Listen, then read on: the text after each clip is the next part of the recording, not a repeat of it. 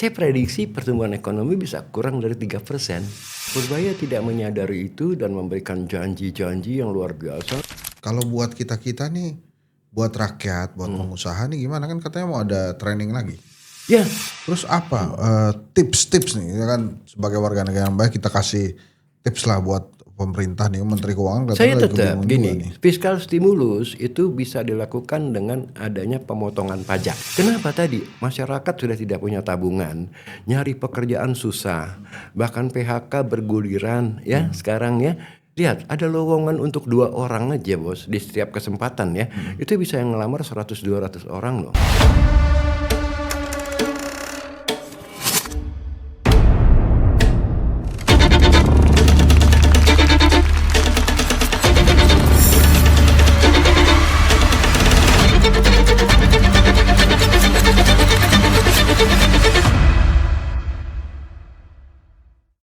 Bismillahirrahmanirrahim. Assalamualaikum warahmatullahi wabarakatuh.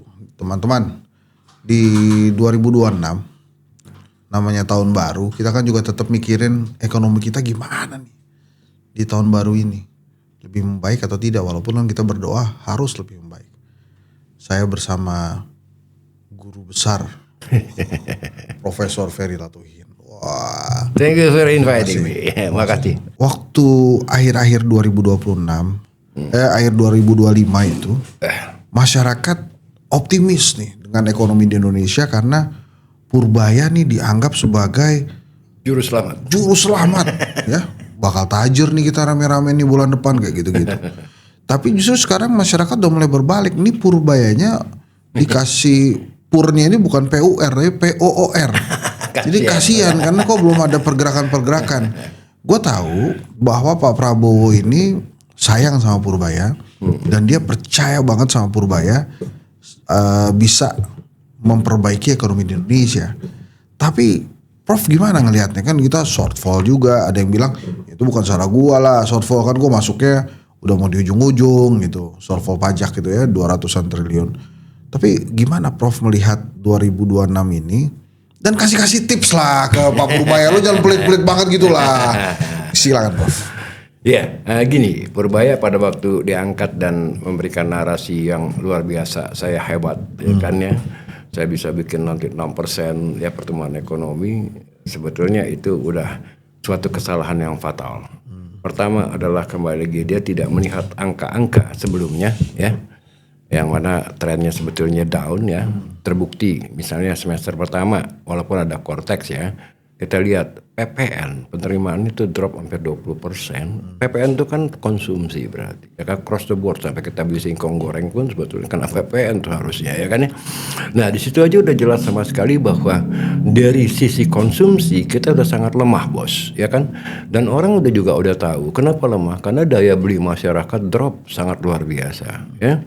Kita lihat lagi juga bagaimana tahun 2025 diawali dengan pemudik yang berkurang hampir 25%. Itu bayangin loh ya, ini data-data real ya kan ya.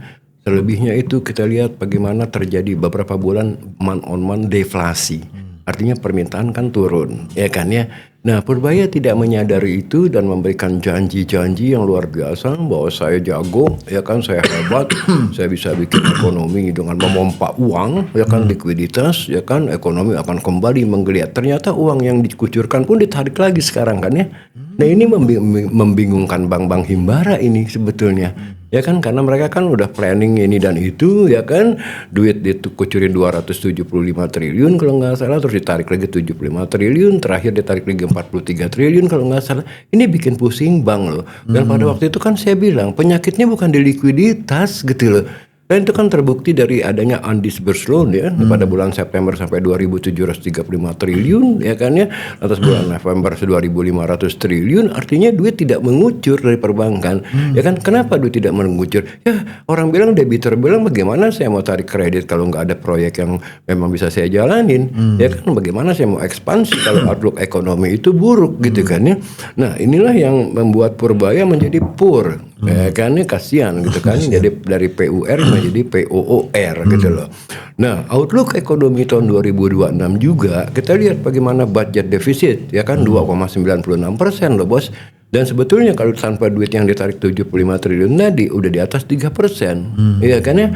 Nah, ini kita ramalkan ya kan, bahkan big houses seperti JP Morgan, mungkin ya Morgan Stanley, Nomura segala macam. Nomura udah dari awal 2025 dia udah memprediksi bahwa budget defisitnya akan ke 3,5% dan terbukti. Ya kan ya. Nah, di samping itu sekarang fiscal space kita semakin sempit ya, kita udah nggak punya. Karena apa? Belum udah mau ngutang 827 triliun.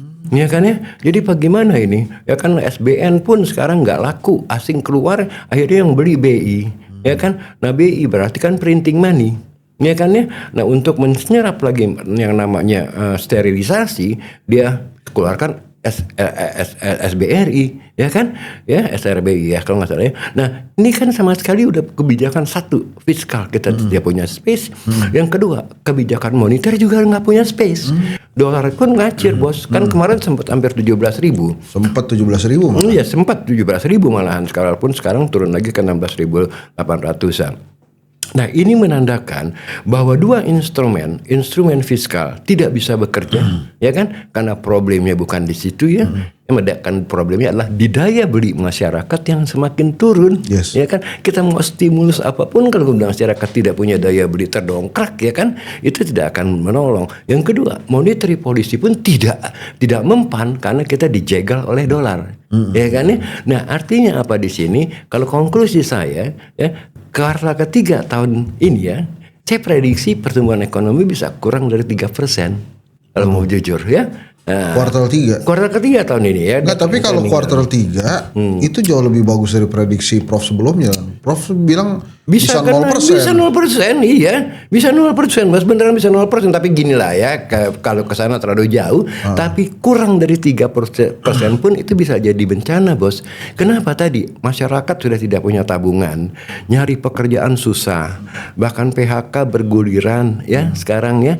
Lihat, ada lowongan untuk 2 orang aja bos di setiap kesempatan ya. Itu bisa yang ngelamar 100-200 orang loh. Itu ada di medsos ya semuanya, bagaimana orang lari-larian mengejar pekerjaan gitu loh ya. Jadi outlook is quite gloomy. Nah inilah yang boleh bilang menakutkan Purdabaya dengan janji-janjinya yang menurut saya over promise gitu loh ya.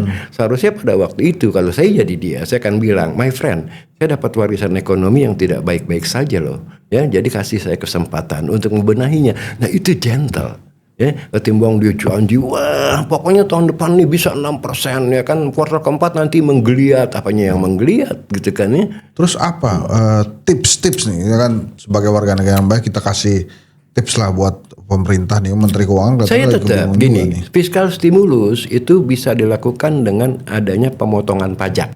Ya ingat ya, kan saya bilang potong PPN ya itu dulu deh ya, supaya daya beli masyarakat terdongkrak. Ekspor pun mungkin lebih murah jadinya ya kan ya. PPN potong dari 11% kayak Vietnam tahun lalu 2025. Dia potong ke 8%, itu pertumbuhannya sampai 8,2% loh. Luar biasa. Nah itu pun stimulus fiskal, malah lebih gentle ya kan, ketimbang narikin utang lantas memberikan BLT lah ya kan, bantuan-bantuan. It doesn't work. Ya kan, yang berasa untuk semua adalah potong PPN. Semua kita merasai. Iya, dan itu lo ulang-ulang terus, Prof. Iya, enggak ada cara lain, Bos. Ya, kalau perlu juga potong corporate tax yang sekarang 21-22% turunin ke 18-17%. Kenapa? Biar net income ya, kalau kita scrolling down dari revenue sampai net income, di sini kan ada pajak ya, dalam income statementnya ya. Biar net income-nya lebih tebal. Dan tidak-tidaknya perusahaan merasa aman dan tidak akan melakukan PHK. Ya kan ya, itu kalau dari segi corporate ya kan. Kalau dari segi massa konsumsi adalah PPN ya kan. Nah, kita individu ya, pajak penghasilan kita itu kan top layernya 30%, ya kan? Karena apa? Harus diturunin top layer 30%. Karena sekarang bukan middle class income aja bos yang kena, upper class pun kena loh.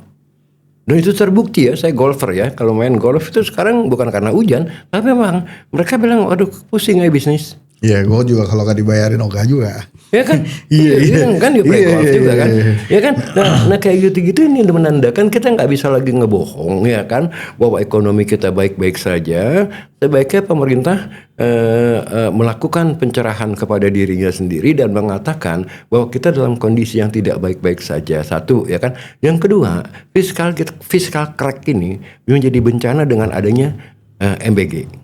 MBG itu 328 triliun atau 370 triliun loh bos. Luar biasa ini mah. Sementara nggak ada hasilnya. Ini kalau menurut saya maaf aja ya kalau saya bilang ini program bancakan. Gitu loh ya. Bancakan ya seputar Prabowo lah ya. Yang menikmati itu yang punya SPPG. Kalau kan tujuannya baik Prof. Ya. Memperbaiki gizi anak-anak ya gizi kita apa kan. Kalau dikasih gizi makanan cuma 7.000 8.000 perak nilainya, gizi apa bos? Ya kan nggak ada lah gizi itu. Nah mendingan kalau menurut saya MBG ini ya dirasionalisasi, berikan kepada orang-orang yang memang benar-benar membutuhkan, daerah tertinggal ya kan ya. Di sana kan kita cukup sebetulnya ini nggak perlu ratusan triliun. Saya udah hitung paling perlu cuma 8 triliun. Ngapain harus 328 triliun? Ada apa di balik program ini? Sehingga saya bertanya sebagai ekonom ya, lihat hasilnya janji 19 juta manusia, 19 juta lapangan kerja, nggak akan terjadi. Malah kadang-kadang kantin setempat tidak terbunuh, gitu kan ya. Yang menikmati adalah mereka-mereka provider daripada makanan, yang punya dapur-dapur bisa bangun-bangun dapur, gitu kan ya. Makanya ini saya bilang absurd program-program ini ya. Lantas sudah ada koperasi merah putih segala macam ya kan. Mana ada sih kita story-nya koperasi berhasil, apalagi sampai 80.000 koperasi. Tapi kan kita kasih kesempatan dulu lah pemerintah. Yang gini kita kalau kasih kesempatan tergantung ongkos kesempatan itu berapa besar kan gitu. Ya kan kalau ongkosnya terlalu besar ya jangan gegabah lah Anda berspekulasi gitu loh ya. Jadi pesan saya satu lah ya, akui aja bahwa ekonomi kita tidak dalam baik-baik saja. Rasionalisasi MBG yang luar biasa memakan biaya sangat besar loh, sampai biaya pendidikan itu di-cut loh ya. Nah mendingan gaji guru dinaikin daripada ini MBG duitnya mengalir kepada mereka yang dapat kesempatan untuk buka dapur-dapur itu. Kan gitu. Nah itu kan tadi buat pemerintah, buat Purbaya tipsnya. Kalau buat kita-kita nih, buat rakyat, buat pengusaha nih gimana? Kan katanya mau ada training lagi. Ya, saya memberikan training lagi, memberikan workshop lagi selama 2 hari full ya, penuh ya untuk investasi. Ya kan ya.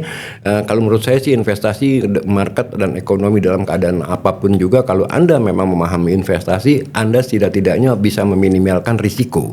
Di samping bisa profit ya.